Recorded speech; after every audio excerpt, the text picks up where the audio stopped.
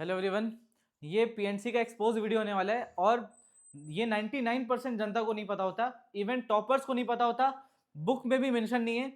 और ये सच है कि इवन टीचर्स को भी ये चीज़ नहीं पता होती। बहुत टाइम के बाद, बहुत मेहनत के बाद ये सारी चीज़ें आपके पास आती हैं। तो देखिएगा, ये बहुत बेहतरीन एक्सपोज वीडियो होने वाला है। जब आप इस वीडियो को लास्ट तक देखेंगे तो आपको समझ में आएगा कि यार एक्चुअली यार जो मैं गलती करता था पीएनसी में, वो ये गलतियां हैं। और इस गलती को जब आप बार बार करोगे आने वाले टाइम में, तो आपको रियलाइज होगा कि यार इस वजह से ही मेरा आंसर गलत हो रहा है। तो आपको एक क्लैरिटी आएगी कि इस क्वेश्चन में जो मैं गलती कर रहा हूं वो इस रीजन की वजह से हो रहा है। ये नहीं कि कुछ रिपीट हो जा रहा है, कुछ ऐसा हो जा रहा है, कुछ वैसा हो जा रहा है, तो आप रैंडम गेस करना शुरू कर देते हो। अब वो रैंडम गेस की वजह से आपको समझ में नहीं आता यार मेरी गलती कहां हो रही है। तो ये एक्सपोज वीडियो उन गलतियों के बारे में बताने जा रहे हैं जो गलतियां कहीं पे बताई नहीं गई हैं कि यार ये एक्चुअल में ये गलती है। शुरू करते हैं, ध्यान से देखिए। सबसे पहला एनसीआर के बारे में बात करते हैं। तो एनसीआर में जो पहले सबसे लोग बताते हैं कि यार आर ऑब्जेक्ट का सिलेक्शन एन ऑब्जेक्ट में से, अगर एन ऑब्जेक्ट में से अगर आप आर ऑब्जेक्ट का सिलेक्शन करो, एन नंबर ऑफ ऑब्जेक्ट में से आर नंबर ऑफ ऑब्जेक्ट का सिलेक्शन करोगे, उसी को हम लोग एनसीआर बोलते हैं। तो ये डेफिनेशन ऑब्जेक्ट ऑब्वियसली गलत है। क्यों गलत है? क्योंकि लोग मेंशन करना भूल जाते हैं, डिस्टिंक्ट नाम की चीज होती है। तो अब ये डेफिनेशन भी गलत है, तो लोग बोलेंगे सर ये कैसे गलत है। ध्यान सुनना, ये क्या मेंशन करना चाहता है। ये बोल रहा है selection of R distinct object. तो selection of R distinct object out of N distinct object. यार इसका क्या मतलब है? इससे अच्छा तो आप ये बोल दो selection of r object out of N distinct object. भाई अगर आपके पास एन डिस्टिंक्ट ऑब्जेक्ट होंगे, उसमें से आर का सिलेक्शन करो, ऑब्वियस सी बात है वो डिस्टिंक्ट होंगे, तो आपको डिस्टिंक्ट लिखने की कोई जरूरत नहीं है। अच्छा आप बोलोगे सर ये इंग्लिश वाला गलती है। एक्चुअली ये इंग्लिश का नहीं है, मैथमेटिकल गलती भी है। आपको ये आने वाले टाइम में समझ में आ जाएगा। तो ये थोड़ा सा सही लगता है, बट ये भी गलत है, ये भी गलत है। तो फिर एनसीआर का मीनिंग क्या होता है? वही आपको ये सारी छोटी छोटी गलतियां उस स्टेज पे लेके जाती है जहां पे आप फिर पीएनसी को लॉजिक से ना लेके आप फिर उसको तुक्का मारना शुरू कर देते हो। आप कुछ ना कुछ तुक्का मारना शुरू करोगे, फिर आपको एक्चुअल मीनिंग नहीं समझ में आएगा कि यार कहां पे रियलिटी में गलत हो रही। ध्यान से देखिएगा। तो यार एनसीआर, एनसीआर क्या है? टूल फॉर सिलेक्शन, एक सिलेक्शन का टूल है। और जब सिलेक्शन होता है तो सिलेक्शन एक ब्यूटी से होकर गुजरता है। वो ब्यूटी क्या है? ध्यान से देखिएगा। यार सिलेक्शन हवा में नहीं होता। तो सर क्या बोलना चाह रहे हो, सिलेक्शन हवा में नहीं होता? आप जो ये तीन चीजें बताए हो, आप ये बोले ये भी गलत है, ये भी बोले ये भी गलत है, और ये बोल रहे हो ये भी गलत है, तीनों तीनों इस तरीके की बात हो रही है कि यार कोई ऐसा बंदा है जो मैथमेटिक्स का नहीं है, वो कोई कॉमर्स बैकग्राउंड से या फिर कोई दूसरे तीसरे बैकग्राउंड से या फिर कोई बायोलॉजी का बंदा है जिसको समझाना है तो इतना काफी है। बट एक्चुअली अगर आप जेई के लिए मैथमेटिक्स पढ़ रहे हो और आप मैथमेटिक्स ही लिए हो और पीएनसी पढ़ रहे हो, तो ये सारे डेफिनेशन फिर सही नहीं है। तो फिर क्या है सर? ध्यान से देखिएगा। जब भी सिलेक्शन होता है तो एक क्वेश्चन अराइज होता है। सिलेक्शन जिस तरीके से आप जैसे सिलेक्शन शुरू करोगे, जैसे आप एनसीआर अप्लाई करोगे 15C2 NC3 NC5 वॉट, जब जैसे ही आप सिलेक्शन अप्लाई करोगे एनसीआर, वैसे ही आपके पास एक क्वेश्चन अराइज होता है और वो क्वेश्चन ही एनसीआर का मीनिंग डिसाइड करता है। इसका क्या मतलब है सर? जैसे सिलेक्शन होगा तो सिलेक्शन होता है, सिलेक्शन के साथ साथ एक क्वेश्चन अराइज होता है फॉर व्हाट। अब ये जो वर्ड है, ये वर्ड आपके पास क्वेश्चन सॉल्व करने के बाद आएगा। इस वर्ड पे ही मिस्ट्री है। ये एक मिस्ट्री वाला वर्ड है जहां से आपको पूरे एनसीआर का मतलब समझ में आने वाला है। इस वर्ड का वेट करें आप, लास्ट के वीडियो के लास्ट लास्ट में आपको इस वर्ड का मतलब समझ में आएगा। ये स्पेस में छोड़ के रखा हूं अभी खाली। हम लोग इस स्पेस पे उस वर्ड को रखेंगे जिस वर्ड से हमारा एनसीआर एक्चुअली डिफाइन होता है। अभी एनसीआर ऐसे डिफाइन नहीं होता कि सिलेक्ट कर लिए रैंडमली, वैसे एनसीआर डिफाइन होता ही नहीं है। आप ध्यान रखिएगा, जब भी सिलेक्शन होगा तो सिलेक्शन जैसे ही होता है वैसे एक क्वेश्चन अराइज होता है। कौन अराइज होता है? क्वेश्चन। अब वो क्वेश्चन होता है फॉर व्हाट। अब ये वर्ड जो आने वाला है उस वर्ड पे ही पूरा का पूरा वीडियो टिका हुआ। इस वीडियो को लास्ट तक देखें, आपको इस वर्ड का मतलब समझ में आएगा। Let's solve a question. चलिए क्वेश्चन सॉल्व करते हैं। क्वेश्चन बोल रहा है find the number of ways to select 4 people for picnic out of 4 girls and 4 boys. ठीक है, तो हमको 4 लोगों को सिलेक्ट करना है। 4 लड़कियां 4 लड़के हैं। अब 4 लड़कियां 4 लड़के में आपको बस रैंडमली बोला है कि 4 लोगों को सिलेक्ट करना है। तो टोटल 8 लोग हैं, 8 लोगों में 4 लोग सिलेक्ट करना है। तो हमारा जो आंसर होगा वो क्या होगा? 8C4। तो इसका बहुत सिंपल आंसर है विच इज 8C4। तो उसमें कोई प्रॉब्लम नहीं है। 8C4 अभी भी मैं बताया नहीं, अभी मतलब ध्यान से देखना, आपको मतलब समझ में आ जाएगा यार एनसीआर का मतलब होता क्या और दुनिया या फिर हम गलत कहां कर रहे हैं। 8C4 ठीक है। अब देखो, अब इसी क्वेश्चन में हल्का सा चेंज कर दिया, बोल दिया find the number of ways to select 4 people for picnic out of 4 boys and 4 girls such that at least 1 girl must be present या फिर मस्ट बी देयर। तो आपको एक ऐसा सिलेक्शन प्रोसेस करना है जहां पे एक लड़की होनी ही चाहिए। तो अगर एक लड़की होनी चाहिए तो ध्यान से देखना, मैं आपको कई सारे मेथड बताऊंगा इसके, और सारे मेथड बहुत ध्यान से सुनते जाना। मेथड नंबर 1, आपको किस बात का केयर करने को बोल रहा है? आपको बोल रहा है कि यार सिलेक्शन करो, कोई दिक्कत वाली बात नहीं है, लेकिन एक लड़की का सिलेक्शन होना ही चाहिए। सो मेथड 1 में हम क्या करें, ध्यान से देखना। सबसे पहले एक लड़की का सिलेक्शन कर लेते हैं।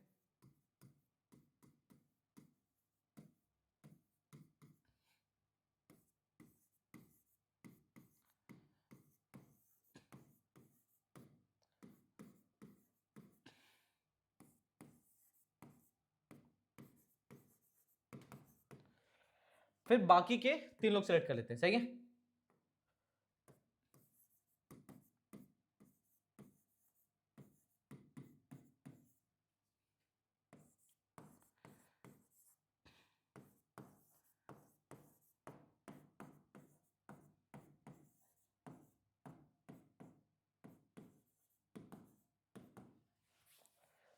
तो देखो पहला मेथड बहुत सेफ है। सबसे पहले हमको जो बोला है कि एक लड़की होनी चाहिए, तो सबसे पहला काम हम एक लड़की का सिलेक्ट कर लेते हैं।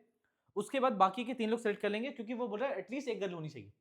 तो फिर बाकी 3 लड़कियां आए, 2 लड़के आए, 4 लड़के आए, वॉट एवर, हमको कोई फर्क नहीं पड़ता, एक लड़की होनी चाहिए सबसे पहले। तो एक काम करते हैं, एक लड़की सेलेक्ट करना है, तो लेट सेलेक्ट 1 गर्ल। तो अब जब एक लड़की का सिलेक्शन लड़कियों के बीच से ही होगा, अब लड़के लड़की मतलब आप कुल मिला के जब एक लड़की सेलेक्ट करना चाह रहे हो, वो एक लड़की लड़कियों के बीच से ही होगी। आप लड़का और लड़की मिला के एक लड़की सेलेक्ट नहीं कर सकते। तो इसका मतलब सबसे पहले आपको एक लड़की सेलेक्ट करनी है। सो 4C1 आपने एक लड़की सेलेक्ट कर ली। अब उसके बाद टोटल कितने लोग बचे? एक लड़की सेलेक्ट हो गई है, अब आपके पास बचे 7 लोग। अब उस 7 लोगों में से आपको कितने का सिलेक्शन करना है? 3 का, बाकी बचे हुए 7 लोगों में। तो बाकी बचे हुए 7 लोगों में से आपको 3 का सिलेक्शन करना है, विच इज 7C3। ये कहानी। तो ये हो गया पहला मेथड। अब ध्यान से देखना मेथड नंबर 2। मेथड 2 बोलता है आप केसेस बना लो। सो केस 1, आपको एक लड़की चाहिए पिकनिक में ले जाने के लिए, तो आप लिख लिया 1 गर्ल 3 बॉयज। केस 2, या तो 1 गर्ल हो 3 बॉयज, या फिर 2 गर्ल्स 2 बॉयज। तो ये सारे केसेस बन रहे, 2 girls 2 boys. Case 3, 3 girl 1 boy. Case 4 कि 4 के 4 लड़कियां हो जाए, 4 गर्ल 0 बॉय। समझ मारे? अब ये मैंने केसेस बना लिया। जैसे ही मैंने केसेस बनाया तो 1 गर्ल तो वो हो जाएगा 4C1। अच्छा 3 boys is 4C3, 2 girls 4C2, 2 boy 4C2, 3 girls which is 4C3 and 4C1, 4C4, 4C0 and one more thing। यहां से देखो मेथड 3।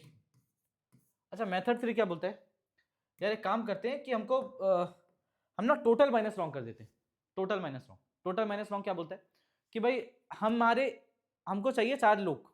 अब उस 4 लोगों में एक कंडीशन है कि एक लड़की होनी ही चाहिए। तो वो गलत केस क्या हो जाएगा टोटल माइनस रॉन्ग में? वो गलत केस वो सिनेरियो है जहां पे चारों लड़के आ जाए। चारों अगर लड़के आ जाएंगे तो फिर एक भी लड़की नहीं आ पाएगी। तो टोटल क्या है भाई? मेरे को 4 लोगों को सिलेक्ट करने हैं, जितने भी तरीके से कर सकता हूं मैं करूंगा, विच इज 8C4। अब मैंने 4 लोगों को सिलेक्ट कर लिया। अब वो केस रॉन्ग है, ध्यान से देखना कौन सा केस रॉन्ग है? जहां पे चारों लड़के आ जाए। तो 4C4 जहां पे 4 के 4 लड़के मैंने सिलेक्ट कर लिए। अब आप इसको सॉल्व करो, इसको सॉल्व करो, या फिर इसको सॉल्व करो। ध्यान से देखना मेथड 1 हमारा बोलता है कि यार सबसे पहले हम एक लड़की सेलेक्ट कर लेते हैं, फिर बाकी बचे हुए 3 लोग सेलेक्ट कर लेते हैं। फिर मेथड 2 बोलता है हम केस वाइज क्वेश्चन सॉल्व कर लेते हैं। मेथड 3 बोल रहा है टोटल माइनस रॉन्ग कर रहे हैं हम, टोटल माइनस रॉन्ग। अब कहानी ये कि अब मेरे को बताओ तुम कमेंट करके, अभी तुरंत वीडियो पॉज करो और कमेंट करके बताओ कि यार इन तीनों मेथड में से कौन सा मेथड गलत है। अब लग रहा होगा सर हम तो बहुत अच्छे समझे यार, ये मेथड भी बहुत क्लियर कट बोल रहा है कि पहले एक लड़की सेलेक्ट कर लिया फिर बाकी के 3 लोग। इस मेथड में सारे केसेस वाइज सॉल्व कर रहे हैं और इस मेथड में हम टोटल माइनस रॉन्ग कर रहे हैं, तो फिर गलत कौन सा मेथड है? अच्छा, कभी कभी कुछ बच्चों को लगता है शायद हम लोग टोटल माइनस रॉन्ग में हम सारे रॉन्ग माइनस नहीं कर पाते, इसलिए शायद ये गलत हो सकता है। अब देखो तुक्काबाजी यहीं शुरू होता है, तुक्काबाजी यहीं शुरू हो जाता है। या फिर कभी कभी लगता है यार हम लोग केसेस बना रहे हैं, शायद केसेस छूट जा रहे होंगे, इसलिए ये गलत हो सकता है। और कभी कभी कुछ लोगों को लगता है ये सेफ है, बल्कि एक्चुअली अगर देखा जाए तो इन तीनों मेथड में से आपको कोई भी गलत लगे या फिर सही लगे, इससे फर्क नहीं पड़ता, आपका लॉजिक सही होना चाहिए। और लॉजिकली ध्यान सुनना, लॉजिकली मेथड 1 इज रॉन्ग। अब कोई बोलेगा मेथड 1 इसलिए रॉन्ग है क्योंकि केस रिपीट हो रहा है, ये हो रहा है, वो हो रहा है। ये बात नहीं है कि केस रिपीट हो रहा है, बात केस रिपीट होने की है ही नहीं, बात कुछ और है। अब बात है वही एनसीआर के डेफिनेशन पे, क्या आप एनसीआर को समझ नहीं पाए हो अभी तक? सुनना ध्यान से, मैं क्या बोला, जब भी एनसीआर अप्लाई होता है एक क्वेश्चन अराइज होता है। क्या होता है? एक क्वेश्चन अराइज होता है। अब वो क्वेश्चन क्या है, ध्यान सुनना।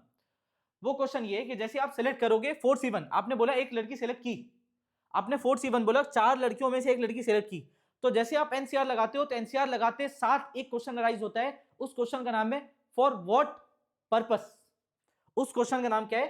For what purpose. यहां पे क्या आता है बेटा? For what purpose. इसका क्या मतलब है? इसका मतलब ये है कि जब भी आप एनसीआर लगाते हो, जब भी आप लगाए 4C1, तो 4C1 मतलब आप 4 लड़कियों में से एक लड़की सेलेक्ट कर लिए। अब जैसे 4 लड़कियों में एक लड़की सेलेक्ट किए तो ये एनसीआर आपसे पूछेगा कि एक लड़की का सिलेक्शन किस वजह से हुआ है, तो आप बोलोगे कि इसका पर्पस है पिकनिक में जाना। What is the purpose? Picnic में जाना। ध्यान सुनना, तो 4 लड़कियों में से एक लड़की का सिलेक्शन हुआ है पिकनिक में जाना। उसके बाद हमारे पास 7 लोग बचे हुए हैं, 7 में से 3 लोगों का सिलेक्शन हुआ है फिर से पिकनिक में लेके जाना। अब कहानी को ध्यान सुनना, कहानी क्या है? कहानी ये है कि यार एक सिलेक्शन प्रोसीजर हो रहा है। सिलेक्शन प्रोसीजर में आप सबको पार्टिसिपेट करा रहे हो, सारे लोग आए हुए हैं, जहां पे 4 लड़कियां खड़ी हुई हैं, 4 लड़के खड़े हुए हैं, 4 लड़कियां हैं, 4 लड़के हैं, एक सिलेक्शन प्रोसीजर हो रहा है। उस सिलेक्शन प्रोसीजर के बाद जितने लोग सिलेक्ट होंगे उनमें से 4 लोग पिकनिक में जाएंगे। कितने लोग जाएंगे? 4 लोग। बात ऐसी है कि यार मैं सबसे पहले एक काम किया, मैं एक छोटा सा एग्जाम करवाया जहां पे 4 लड़कियों के बीच में एग्जाम हो रहा है। अब ये 4 लड़कियों का एग्जाम हो रहा है किस वजह से हो रहा है? पिकनिक में ले जाने के लिए। अब ये 4 लड़कियों ने एग्जाम दिया, चारों लड़कियों ने पार्टिसिपेट किया, पर्पस क्या है? पिकनिक में जाना। अब ये 4 लड़कियां लड़ाई झगड़ा कर रही हैं, अपने आपस में लड़ रही हैं, कॉम्पिटिट कर रही हैं, जो कर रही हैं। उसके बाद एक लड़की का सिलेक्शन हो गया। अब चारों लड़कियों ने पार्टिसिपेट किया, लेकिन लड़के अभी भी न्यूट्रल हैं, लड़कों का पार्टिसिपेशन में अभी कोई हाथ नहीं है, लड़के अभी साइड में खड़े हुए। लड़के ये देख रहे हैं कि लड़कियों का प्रोसीजर चल रहा है सिलेक्शन के लिए। अब उस लड़कियों के प्रोसीजर में से एक लड़की को हम सेलेक्ट कर लिए, लेके आ गए, बढ़िया। अब उसके बाद मैं अब फिर 7 लोगों का एग्जाम करा रहा हूं, फिर उन 7 लोगों में से किसी 3 को सिलेक्ट कर रहा हूं। तो ध्यान से सोचो कि जब मैं 4 लड़कियों में से एक लड़की सेलेक्ट कर रहा था, तो उस 4 लड़कियों के बीच में कंपटीशन हुआ, उस समय लड़के बाहर खड़े थे।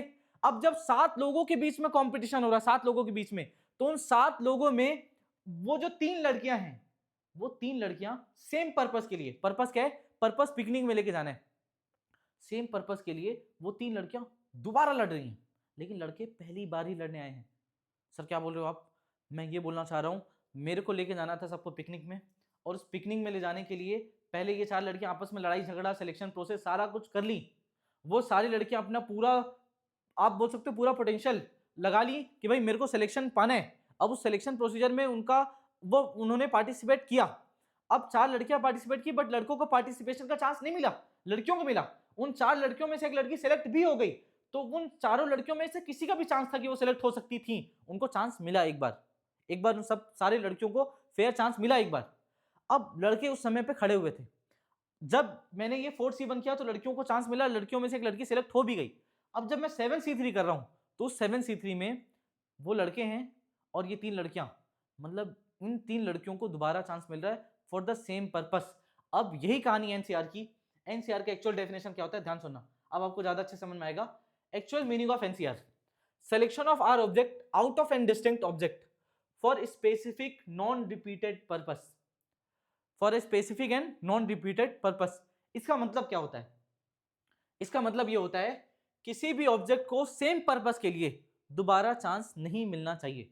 किसी भी ऑब्जेक्ट को सेम पर्पस के लिए सिलेक्शन प्रोसेस में दोबारा चांस नहीं मिलना चाहिए। This is what the meaning of NCR. ये कहानी है। अब कहानी ये है कि इस वजह से जब आपने ये सॉल्यूशन किया तो सॉल्यूशन में चार लड़कियों को एक बार चार लड़कियां पूरे की पूरे पार्टिसिपेट की।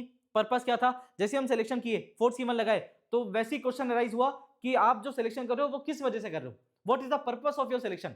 तो मैंने बोला पर्पस है मेरे को पिकनिक में लेके जाना है, ठीक है बढ़िया। अब आप 7 लोगों में से 3 का सिलेक्शन कर रहे हो, तो जैसे आप 7 में से 3 का सिलेक्शन कर रहे हो, फिर मैंने पूछा यार पर्पस क्या है, तो पर्पस में आंसर आया पिकनिक। तो मैं बोलूंगा 4 में से एक लड़कियों को सिलेक्शन हुआ, पर्पस वाज पिकनिक।